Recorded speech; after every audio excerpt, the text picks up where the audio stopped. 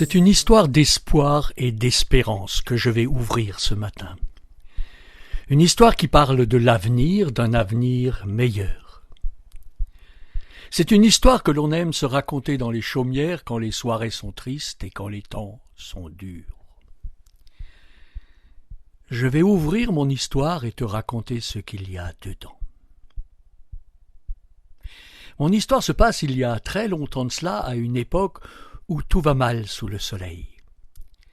Le gouvernement royal est corrompu, les riches s'enrichissent sur le dos des pauvres et les pauvres s'appauvrissent sous la pression des riches. La police surveille tout et tout le monde. Le roi a peur d'un mouvement de foule, d'une émeute, peut-être d'une révolution. L'ennemi guette à la porte et attend le moment opportun pour se déverser sur le pays en emportant tout sur son passage, hommes, bêtes, richesses, et en détruisant le temple. La situation est tragique. Les pauvres gens ont faim. Non pas faim seulement de pain ou de poisson, mais faim de justice et d'équité. Ils aspirent à une autre vie.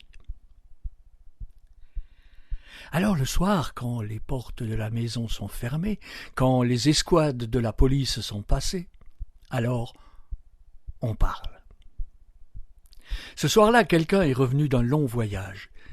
Il y a entendu parler d'un prophète, d'un homme de Dieu qui prononce des paroles d'espérance. Alors, lui aussi s'est arrêté pour l'entendre. Et voici ce qu'il nous raconte.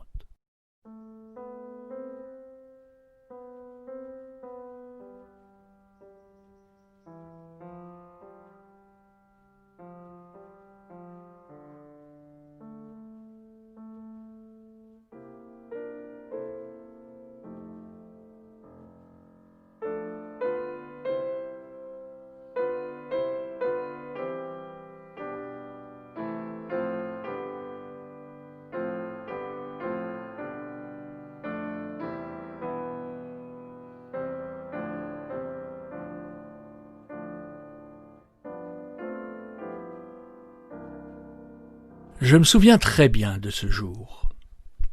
Ouais, très bien, le roi de Syrie et le roi d'Israël étaient venus jusqu'aux portes de Jérusalem, mais ils n'ont pas pu entrer dans la ville.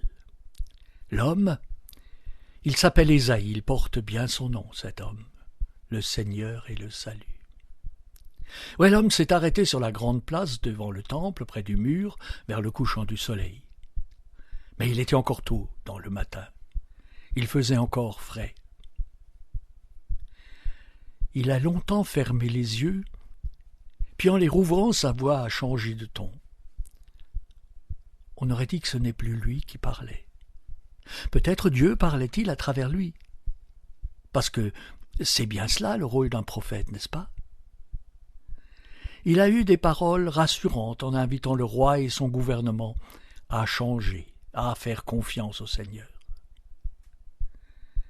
Et puis il y a eu un silence, un long silence, un silence lourd. Et la voix a tonné comme un jour d'orage. Écoutez donc, vous qui êtes de la famille du roi David, vous fatiguez les gens. Et on dirait que cela ne vous suffit pas, vous fatiguez aussi mon Dieu. L'écho est allé frapper le mur, puis il est revenu, et on a entendu une fois encore « Vous fatiguez aussi mon Dieu ». Puis d'une voix douce, comme la brise quand elle souffle sur les oliviers du jardin d'en face, l'homme a dit « Le Seigneur lui-même vous donnera un signe. La jeune femme sera enceinte, elle mettra au monde un fils, elle l'appellera Emmanuel, c'est-à-dire Dieu avec nous. » Cette parole est venue frapper les murs de mon cœur. Elle y est entrée, elle y a séjourné, elle y est encore. J'ai comme l'impression que c'est une graine qu'il a déposée en moi, et cette graine commence à germer. Je la sens. Là, au fond de mon cœur, au fond de mon ventre, au fond de mon âme, c'est une graine d'espérance. Ouais, Dieu va intervenir dans notre vie. Il sera avec nous. Emmanuel.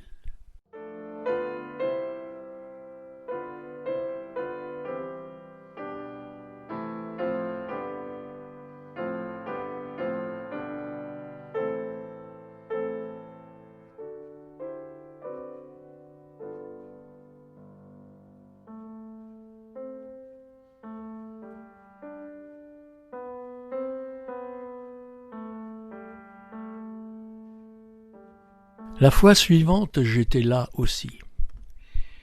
Ésaïe a à nouveau parlé avec cette même voix venue d'ailleurs. Il a annoncé de grandes calamités sur le pays.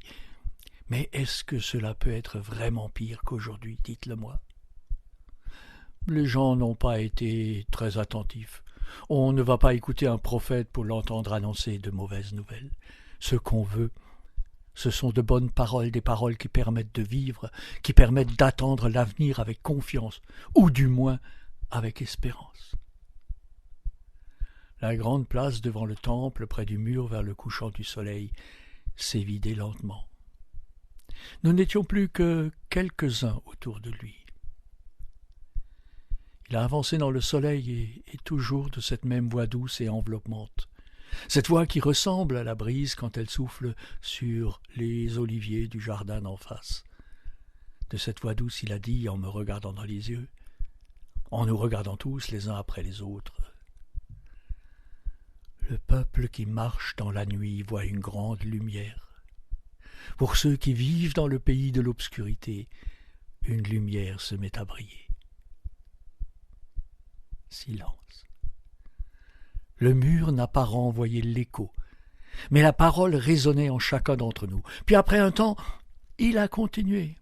« Seigneur, tu les inondes de bonheur, tu fais grandir leur joie.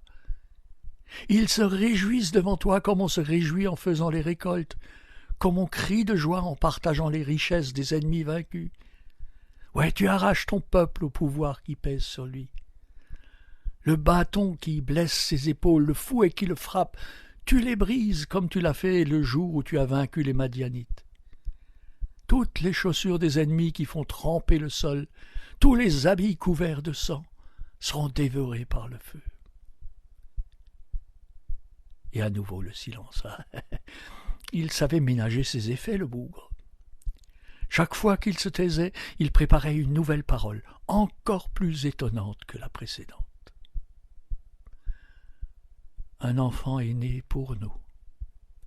Un fils nous est donné. Il a reçu l'autorité d'un roi, on lui donne pour nom conseiller merveilleux, Dieu fort, Père pour toujours, Prince de la paix. Il étendra son royaume et il assurera une paix sans fin. Il occupera le trône de David et il dirigera son royaume.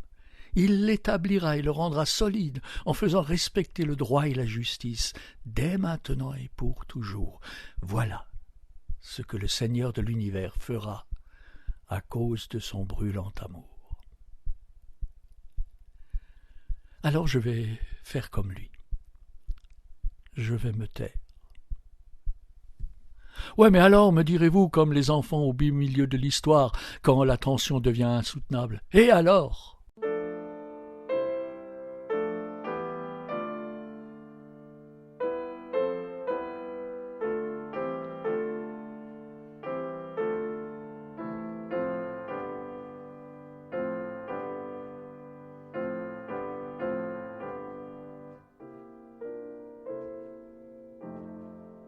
Et alors, je suis allé le voir une troisième fois.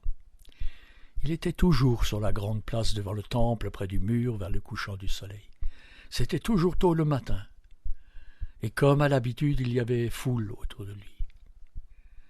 Et pour que tout le monde l'entende jusqu'à l'intérieur du temple, il a crié « Un fils sortira de la famille de Jessé, comme une jeune branche sort d'un vieux tronc. Une nouvelle branche poussera à partir de ses racines. L'Esprit du Seigneur reposera sur lui et lui donnera la sagesse et le pouvoir de bien juger. » La famille de Jessé. La famille du bon roi David. Voilà ce qu'il nous fallait, un roi de la trempe de David, un roi sage, capable d'imposer son pouvoir.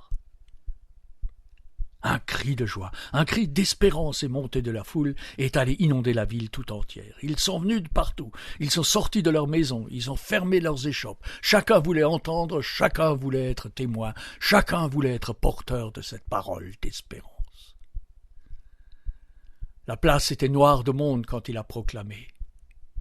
Alors le loup habitera avec l'agneau, le léopard se couchera près du cabri. Le veau et le jeune lion mangeront ensemble, un petit garçon les conduira.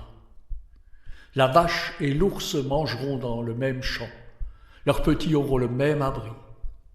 Le lion mangera de l'herbe sèche comme le bœuf, le bébé jouera sur le nid du serpent, et le petit garçon pourra mettre la main dans la cachette de la vipère. Il n'y aura plus ni mal, ni violence sur toute la montagne sainte du Seigneur. En effet, la connaissance du Seigneur remplira le pays comme l'eau remplit les mers.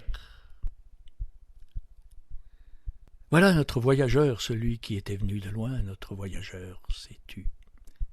Il n'y avait d'ailleurs rien à ajouter à tout cela.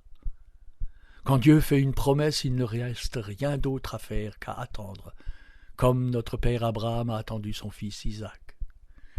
Mais parfois, il faut attendre longtemps, très longtemps même, parfois plus de 700 ans. Ben voilà, je vais refermer la boîte de mon histoire. Jusqu'à la prochaine fois.